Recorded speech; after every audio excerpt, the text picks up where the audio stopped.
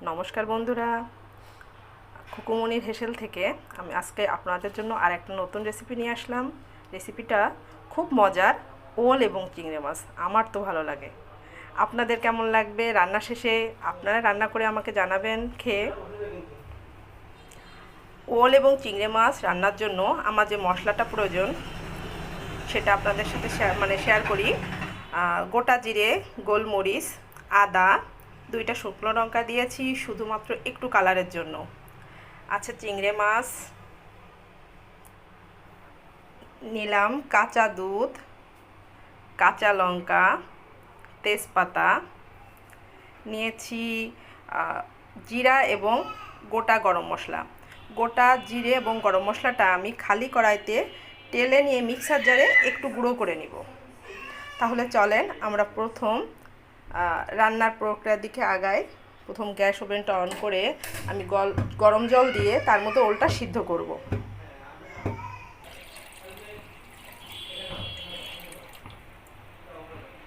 জলটা দিয়ে দিলাম। এবার জলে একটু হালকা লবণ দিব। 1 চামচ পরিমাণ লবণ দিয়ে দিলাম। এবার আস্তে করে কেটে রাখা ওলটা জলের ভিতরে দিয়ে দিলাম।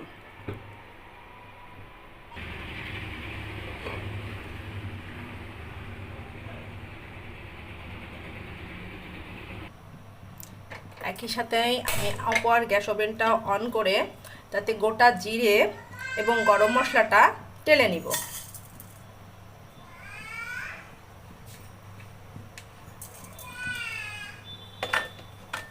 খুব লো আঁচে আস্তে আস্তে করে নেড়ে না নিলে এটা পুড়ে যাবে এবং এর স্বাদটা নষ্ট হবে। ভাজার পরে জিরে এবং গরম মশলার ভাজার রঙটা ঠিক এমন হবে। এর থেকে বেশি হলে তিতা লাগতে পারে। এ পর্যায়ে আমি কড়াই থেকে জিরে এবং গরম মশলাটা মিক্সার জারে নিয়ে গুঁড়া করে নিব।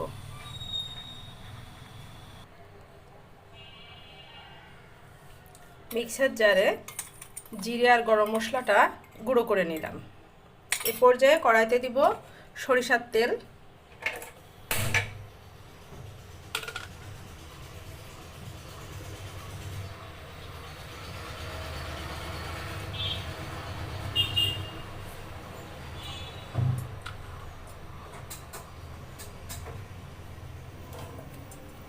ওলটা সিদ্ধ করে জল ঝরিয়ে নিয়েছি।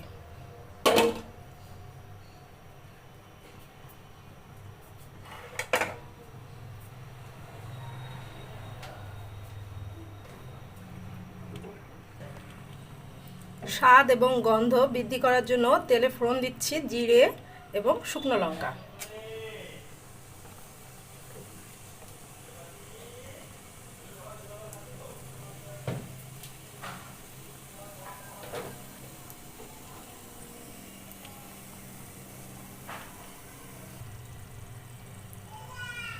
জিরে এবং শুকনো জলটা ভালোভাবে ভাজা হয়ে গেলে একে একে মশলা দিয়ে দেব।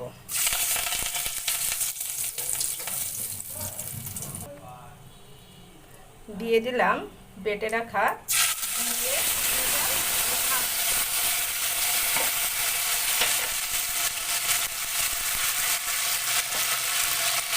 আমি ঝালটা যেহেতু বেশি খাই এজন্য আমি একটু কাঁচা লঙ্কা বেশি ব্যবহার করছি। আপনারা আপনাদের পরিমাণ মতো দিবেন।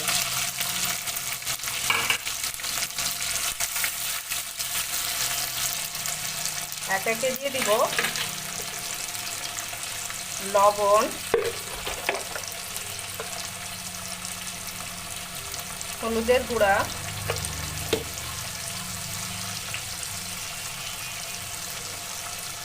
রংটা ভালো করার জন্য দিব একটু কাঁচা দুধ।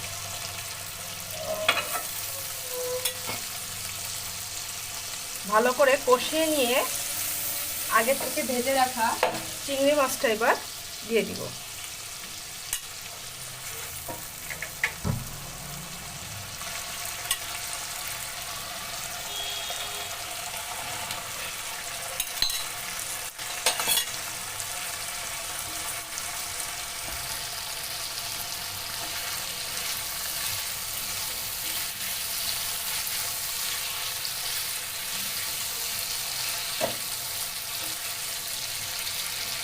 এ পর্যায়ে মশলা এবং চিংড়ি মাছের কালারটা কেমন লাগছে বৌদি, কাকি, মা আপনারা জানাবেন।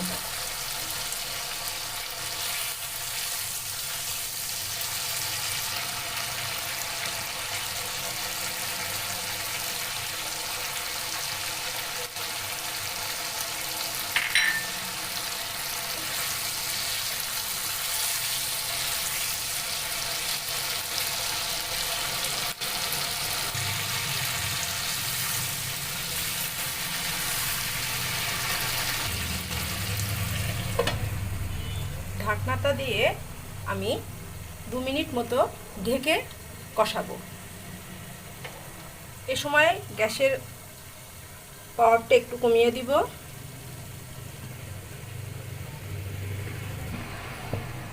এবার ঢাকনাটা আমি একটু নেড়ে দিই, দেখি কেমন হয়েছে কালারটা, আপনারাও দেখেন।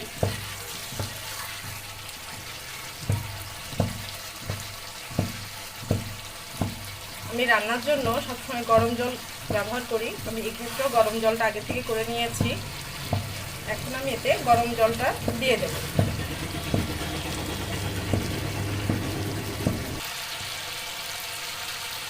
এবার জলটা দিয়ে দিলাম।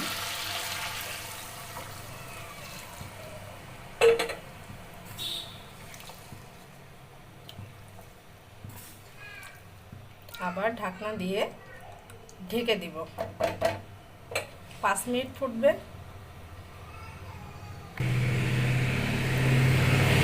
জলটা দিয়ে দিয়েছি। এবার এটাকে ঢাকনা দিয়ে ঢেকে রাখবো 5 মিনিটের জন্য। 5 মিনিট পরে ঢাকনাটা খুলে দেখব।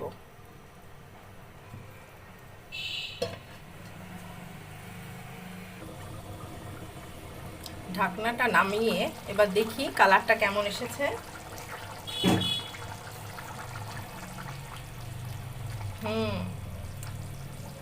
ওলটা ভালোভাবে সিদ্ধ হয়ে গেছে, আপনারাই দেখুন।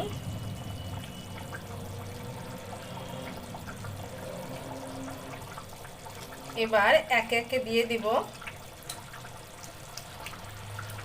বাকি যে দুধটা রেখেছিলাম সেটা।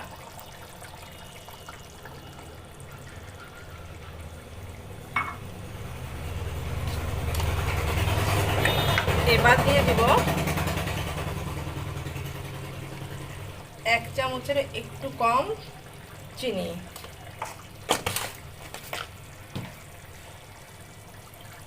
আরও একটু ফুটিয়ে নিব। এবার দিয়ে দিচ্ছি গুঁড়ো করে রাখা জিরে এবং গরম মশলার গুঁড়োটা। জিরে এবং গরম মশলার গুঁড়োটা দেওয়ার পরে দেখুন তরকারির কালারটা বন্ধুরা কেমন এসেছে।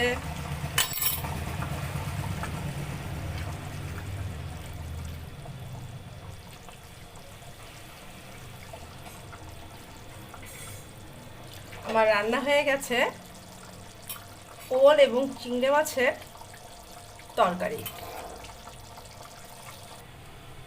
প্রস্তুত হয়ে গেল ওল এবং চিংড়ি মাছের তরকারি। আমি তো রান্না করে ফেলেছি, আমি তো খেয়ে দেখব। আপনারাও বাড়িতে ট্রাই করুন এবং সবাই খেয়ে দেখুন। ভালো লাগলে অবশ্যই একটা লাইক, কমেন্ট এবং শেয়ার।